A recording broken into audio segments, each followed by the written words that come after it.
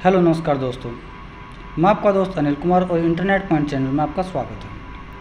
आज मैं आपको बताऊंगा कि किस प्रकार से आप दीनदयाल उपाध्याय परिवार सुरक्षा योजना के तहत अगर किसी के साथ दुर्घटना हो जाती है या फिर उसकी मृत्यु हो जाती है दुर्घटना के दौरान, तो उसे किस प्रकार से मुआवजा देती है सरकार। आज उसी के बारे में मैं आपसे बात करूँगा। मैं आपको बताऊँगा कि इसके लिए आपके कौन कौन से आपके डॉक्यूमेंट आपके पास होना अनिवार्य है और आप किस प्रकार से इस सेवा का लाभ उठा सकते हैं। सबसे पहले ये हरियाणा सरकार द्वारा दीनदयाल उपाध्याय अंत्योदय परिवार सुरक्षा योजना है, जिस योजना के तहत 5 लाख का दुर्घटना होने पर और 5 लाख का मृत्यु होने पर उसको मुआवजा मिलता है। इसके लिए आपको सबसे पहले ये पता होना अनिवार्य है कि दुर्घटना क्या होती है। दुर्घटना होती है अगर कोई किसान अपनी फसल लेकर अनाज मंडी में आ रहा है या फिर खेत में किसान काम कर रहा है, उसको कोई चोट लग जाती है, उसका कोई अंग भंग हो जाता है या फिर कोई एक्सीडेंट हो जाता है जिस दौरान उसका हाथ पांव कोई भी अंग भंग होने पर उसको मुआवजा सरकार देती है। अगर मृत्यु हो जाती है तो मृत्यु होने पर 5 लाख का मुआवजा परिवार सुरक्षा योजना के तहत हरियाणा सरकार के तहत उसको मुआवजा दिया जाता है। अब आपको मुआवजा मिलेगा कैसे और आप किस प्रकार से इसको ऑनलाइन कर सकते हैं। सबसे पहले आपको अगर कोई दुर्घटना होती है तो उसका मेडिकल करवाना, उसकी FIR करवाना अत्यंत आवश्यक है। अगर मृत्यु हो जाती है तो भी उसकी FIR पोस्टमार्टम रिपोर्ट आपके पास होना अनिवार्य है। इस सेवा का लाभ केवल उन्हीं को मिल सकता है जिसकी इनकम 1,80,000 रुपये से कम है और जो दुर्घटना होने पर या मृत्यु होने पर जो राशि प्राप्त होती है वो आयु के अनुसार प्राप्त होती है। तो चलिए शुरू करते हैं दोस्तों। परिवार सुरक्षा योजना है क्या? परिवार सुरक्षा योजना के तहत आपको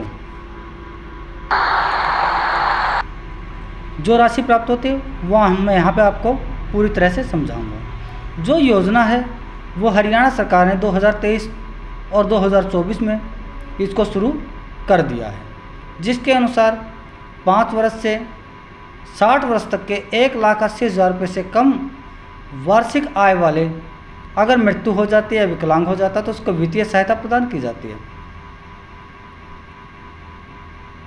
और किस प्रकार से उसको सहायता मिलती है?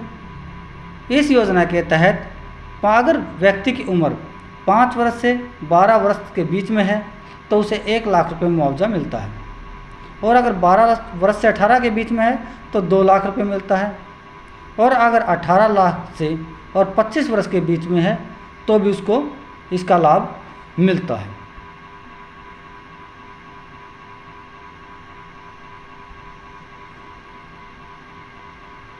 अगर उम्र 25 वर्ष से 40 वर्ष के बीच में है तो 5 लाख रुपए का सरकार मुआवजा देती है और अगर 40 साल से लेकर 60 वर्ष के बीच में आयु है तो उसे 2 लाख रुपए का मुआवजा दिया जाता है। इस योजना का लाभ जीवन ज्योति बीमा योजना और प्रधानमंत्री सुरक्षा बीमा योजना भी साथ में हैं। तो सरकार की जो ये योजना है ये शुरू हो गई है। अगर कोई भी किसी के साथ दुर्घटना हो जाती है, किसी का एक्सीडेंट हो जाता है, अंग भंग हो जाता है और इनकम उसकी 1,80,000 रुपये से कम है तो वो उसको आसानी से फॉर्म को भर सकता है। इस फॉर्म को भरने का तरीका कैसे है? सबसे पहले आप अप्लाई स्कीम में जाएंगे और अप्लाई स्कीम में जाने के पश्चात आप यहाँ पे उसकी फैमिली आईडी डालेंगे। फैमिली आईडी जैसे डालते हैं गेट OTP करेंगे और उसके मोबाइल नंबर के ऊपर एक OTP चला जाएगा। जैसे मोबाइल नंबर के ऊपर OTP जाता है तो उसको आप वेरीफाई कर देंगे। आपके पास FIR की रिपोर्ट, पोस्टमार्टम रिपोर्ट, मृत्यु प्रमाण पत्र, अगर उसका अंग भंग हुआ है तो उसका मेडिकल सर्टिफिकेट, उसकी FIR की कॉपी आपके पास होना ज़रूरी है। और फैमिली आईडी के अंदर जिस भी व्यक्ति का मृत्यु हुई है, अंग भंग हुआ है, उसके फैमिली मेम्बर को वो राशि प्राप्त होगी। मैं दोबारा आपको बता देता हूँ, आप यहाँ पे फैमिली आईडी बिल्कुल अच्छे तरीके से डालेंगे। ये केवल आपको समझाने के लिए है कि आप किस प्रकार से ऑनलाइन कर सकते हैं, क्योंकि बहुत कैंडिडेट ऐसे होते हैं जिनको इस योजना का लाभ का पता ही नहीं होता। तो गेट OTP करेंगे और OTP उसको वेरीफाई कराएंगे। जैसे ही OTP को वेरीफाई कराते हैं आप, वेरीफाई कराते ही आपके सामने जो है वो ओपन हो जाएगा। अब ये ओपन आपका हो चुका है। जो भी आपकी फैमिली आईडी में मेंबर हैं, जिसकी भी दुर्घटना हुई है, वहाँ पे उसको सिलेक्ट करेंगे। यहाँ पे आपको 2 ऑप्शन मिलते हैं, एक डेथ और एक मिलता है डिसेबिलिटी। अगर रास्ते में उसका अंग भंग हुआ है तो डिसेबिलिटी पे क्लिक करेंगे, अगर डेथ हुई है तो डेथ पे क्लिक करेंगे। जैसे आपको इसका सामने जो बॉक्स हैं वो आपको दिखाई दे रहे हैं, इनमें से कोई भी एक ऑप्शन आप चुनेंगे। जैसे मैं यहाँ पे आपको बताता हूँ कि सबसे पहले आपको मैं डिसेबिलिटी के बारे में बताता हूँ या डेथ के बारे में। आपको दोनों को बिल्कुल आसान तरीके से बताऊंगा। जैसे किसी की डेथ हो जाती है, डेथ होने के पश्चात उसकी मृत्यु की तिथि आप डालेंगे। उसके बाद में जो आप उसका मृत्यु का जो पंजीकरण नंबर है वो डालेंगे और आपको मिलेगा कि आप हरियाणा सरकार सर्टिफिकेट जारी किया गया। जो मृत्यु का जो आपका मृत्यु हुई है वो हरियाणा सरकार ने जारी किया है उसका मृत्यु सर्टिफिकेट, तो यहाँ पे यस करेंगे। और किसने बनाया है, जैसे वो किस डिस्ट्रिक्ट में गुजरा है या किस डिस्ट्रिक्ट में उसकी मौत हुई है और किस डिस्ट्रिक्ट ने उसको जो मृत्यु प्रमाण पत्र वो बना के दिया, वो यहाँ पे लिख देंगे और उस डेथ की कॉपी जो है या विकलांगता की कॉपी जो है वो यहाँ पे उसको अपलोड कर देंगे। तो यहाँ पे आप बिल्कुल जो भी जानकारी आप सही तरीके से डालेंगे। जैसे अब हरियाणा सरकार के डेथ सर्टिफिकेट पे इस पर क्लिक करते हैं तो उस टाइम पे मैं बताता है कि जो कैंडिडेट जिसका अंग भंग हुआ है या मृत्यु हुई है, यहाँ पे वो है अपना डिस्ट्रिक्ट, ब्लॉक और विलेज का चयन जरूर करें। यहाँ पे ये सभी डिटेल बिल्कुल अच्छे से डालेंगे और उसको वहाँ पे अप्लाई कर देंगे। अप्लाई करते ही आपका फॉर्म जब हो जाएगा।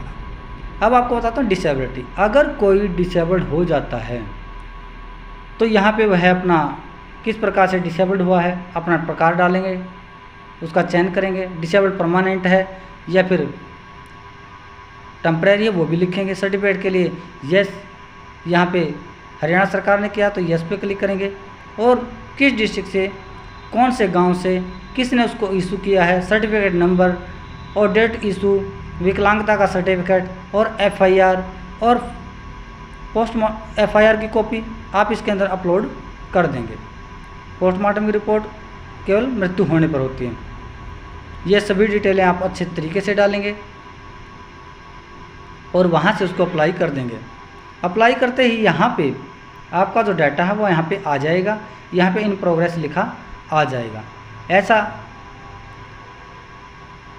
अगर आपको लिखा मिलता है तो आपका जो फॉर्म वो सबमिट हो गया और उस पर कार्रवाई शुरू हो गई है। इसके अंदर कोई भी दस्तावेज़ आपको जमा करवाने की आवश्यकता नहीं है, कहीं जाने की आवश्यकता नहीं है। आप इस फॉर्म को घर बैठे भी ऑनलाइन अपने मोबाइल नंबर से ऑनलाइन कर सकते हैं और आप कहीं भी CSC सेंटर पे जाके ऑनलाइन इस फाइल को करवा सकते हैं। बस आपके पास फैमिली आईडी और आपके पास दिव्यांग का सर्टिफिकेट या मृत्यु प्रमाण पत्र, FIR की कॉपी, मृत्यु हो जाती है तो पोस्टमार्टम की कॉपी आपके पास होना अनिवार्य है, क्योंकि ये जो इस फॉर्म में है वो अपलोड होंगी और तभी आपका फॉर्म सबमिट हो पाएगा और तभी आपको इसका लाभ मिल पाएगा। आशा करता हूँ आपको ये समझ में आया है।